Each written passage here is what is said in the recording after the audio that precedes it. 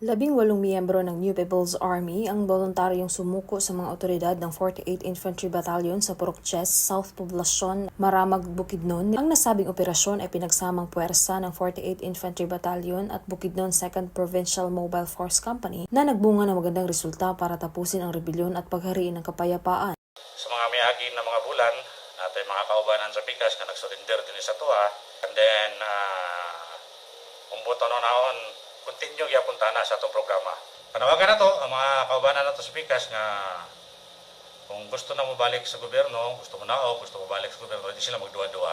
Doon lang sila sa mga ato pa silang tabangan. Ang ato mga previous ka nag-surrender, ang dawaton. Ang uban po, i-process pa po na to ang ilang mga papel.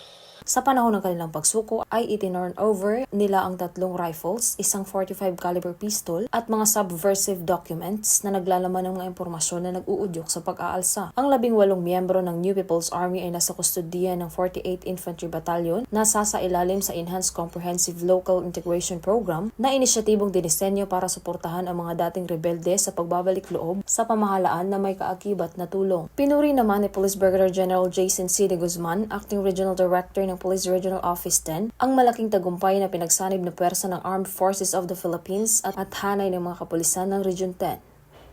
Mula dito sa Northern Mindanao, ako ang inyong Police News Network Correspondent, Patrolwoman Risa Sahonia, alagad ng batas, tagataguyod ng Balitang Pulis.